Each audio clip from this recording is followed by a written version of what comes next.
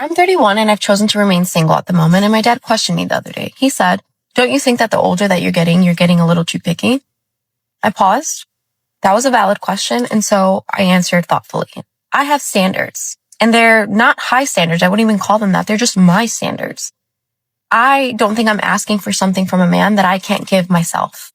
I've spent years in therapy trying to become a better person, journaling, reading books, listening to podcasts, and I expect the same of my partner, someone that is emotionally intelligent and self-aware enough to do work on themselves. I do appreciate that she has done all of this herself, and I do understand where she's coming from. However, I don't think that these things are measurable. If you are looking for someone who's emotionally smart and self-aware, that leaves me wondering. That sounds very vague. It leaves me wondering what you truly are looking for. Or was that just an answer because your dad was worried and you wanted to give him a good answer, an answer that sounds smart and reasonable so he doesn't argue back? Because when do you actually decide that someone is emotionally intelligent enough to qualify as your partner? Is it on the first date? Is it on the 10th date? But they could still be just putting on a front. They could be pretending. There are women that had children with some men and married them, and they still didn't have a clue who they truly are. They still didn't see their true colors until that one specific day when something tragic happened and it showed them their true face. So I don't understand what you're saying, that you're looking for someone that is self-aware, that is willing to do work on themselves, and that is emotionally intelligent. It leaves me scratching my head and wondering what you truly are looking for, because that's not something you're going to know on the first date. That's not something you're going to figure out whether they have it or not. Even on the 10th date, you could be setting yourself up for failure because you may be looking forever unless you know exactly what you're looking for. And I'm here to help. Unlike thousands of other YouTube channels, I'm not here to make fun of these clips that I show on my channel. I'm not here to display them for entertainment purposes or to laugh at them. I'm here to actually help women out because modern dating sucks and many women are stuck. They don't know what to do next. They're confused, and I'm here to help them navigate that. And if they are dating for marriage, that's my specialty. I help them find the husband, hopefully. By the way, I'm quickly going to mention that if you're interested in real guidance, please go ahead and join my community. You will find the link for it in the description box under this video. I'm not asking for something I'm not giving. I have taken so many years to get an education, to build a career for myself, and I am at a disadvantage in comparison to a man. I am more of a minority than a man is. So if you start off with the upper hand, to me, there should be no excuse as to why you can at least meet me where I am financially. The truth is coming out now. This is what you're looking for. You should not shy away from having these type of standards. You are looking for someone that at least earns as much as you, and that's reasonable. Many women are. There are women that look for men that earn more than them. There are women that look for provider men that hopefully can carry the financial burden single-handedly. And there are, of course, women that are only asking for men that earn more than them at least. She said she spent years studying for a degree, and that's amazing. And she has a career too. So she's hoping to find someone that has these two things at least. So this will be your must-haves. This will be your main criteria, your necessities, what you are looking for in a potential husband, the things you cannot compromise on. You shouldn't have a list of 50 bullet points, 50 boxes that the guy needs to tick. These are two must-haves that you communicated clearly after having tried to hide them or cover them up initially. You should stop doing that. You should know what you want and you should go for it. Especially if you're saying you're in your 30s, you don't feel like you have much time left. Then don't have too many must-haves. Don't have too many things you're looking for. Leave some room for chemistry, for seeing if you are actually compatible when it comes to personalities, if you get along and all of that jazz. I don't think I'm asking for something I'm not willing to give.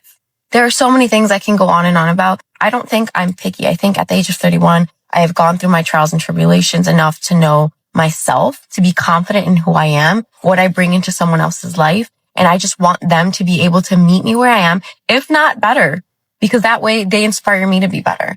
And I don't expect a flawless person because I am not a flawless person. And that makes me happy. It's not like a defect of mine.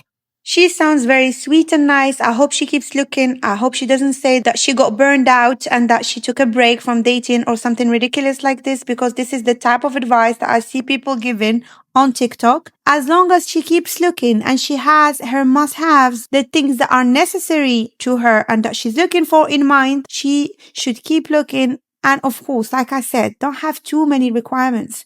Don't have a list of 50 bullet points, because you want to see if that man has your 2, 3, or even 4 must-haves, but no more. Then you want to leave some room for chemistry. Like I said, things that cannot be measured. If he is, like you said, emotionally smart or whatever. So if you do that, you will be able to go on many first dates with different people, and you will be able to see through gentle, kind, feminine communication, without getting aggressive, without being too direct. You can ask questions to see if they have your must-haves. If they do, then that's it. You leave room for the rest, for what I just mentioned. And you don't nitpick, like, for example, he didn't hold the door for me, he didn't do this, he didn't do that. Most men will do all of this if asked. They cannot read minds. And I see women that are guilty of doing this. I'm not saying this woman is, but I'm just talking in general. I hope it helps someone. It's so different when you're single, because everyone who's in a relationship is like building a life with that person.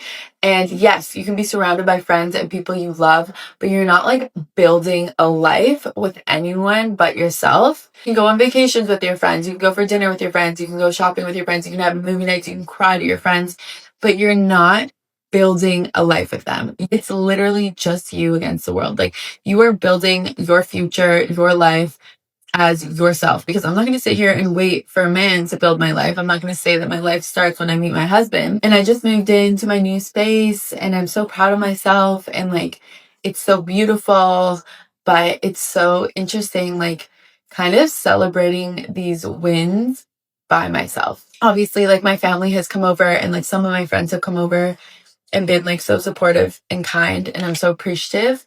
But really, at the end of the day, like, I'm here for me. I think the hardest pill for me to swallow since being single is knowing that I am only a part of everyone else's life. Like, I'm just a little part of my friends' lives, and maybe a big part. I hope a big part, but I'm just like a part of everyone's life and no one's life. Like, I'm my own main event, and I'm learning to find like joy and happiness in that. And I don't know if you've recently gotten out of like a long-term relationship, or if you've always been single.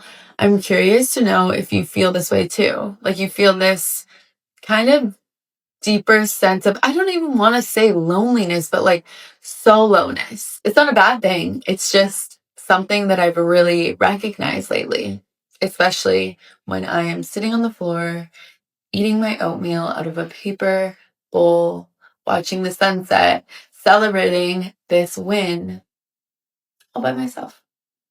And it's beautiful. It's not a pity party. It is beautiful. I know she said that she doesn't want pity, but I can't help but feel sad about the fact that she had to clarify that it's not a pity party, because maybe a part of her feels that this video could be interpreted in that way. This girl specifically is very beautiful. She sounds smart. She sounds emotionally intelligent. And this is why I included her in this video specifically, because I want to talk to her directly, and I want to give her the right cards. I want to tell her that there is a specific way to date when you're looking for commitment, long-term, or marriage, because she sounds like she's looking for something like that right now. She's not looking for a short-term boyfriend or something like that. She looks for someone that will deeply care about her future, her wins in life, and all of that. So that's marriage. She may not know it herself. I don't know if she knows it or not, but she is clearly, in my eyes at least, ready for marriage. And again, if she is, the right way to do it is to go on as many first dates as possible with as many different people as possible, and to figure out within that one first date whether they have your must-haves, a list of 4 or 5 requirements, things that you are looking for in a potential husband, or if they don't have them. If they don't have them, you eliminate them. You don't go on a second, third, fourth date. But if they have them, you give them a chance. You give them a chance to prove that they have a nice personality, that they're compatible with you, that you like their sense of humor, that you get along. So if she is this ready, if she's really reflecting and feeling sad about it, there's no shame in that. I agree. But what you should do next is is to go on as many first dates as possible and eliminate the people that don't have your most important criteria. Don't waste any time. Don't get stuck in situationships. Don't see where it goes. You eliminate them on date 1. You don't give them a second date. You don't give them a third date. You eliminate them and you move on. You keep looking until you find the person that ticks all your 3-4 boxes. And then, because they are compatible with you in theory or on paper, you can go ahead and try to see if they actually make you laugh, if you actually enjoy their company and all of that. And you can decide at that point to go on a second, third or fourth date. But what you don't want to do is keep getting stuck in relationships that go nowhere, because that's how you waste your prime. That's how you waste the most beautiful years of your life being single when you don't want to. So if this helped, don't forget to subscribe and join my community. Again, the link for it will be in the description box under this video, and I will see you there.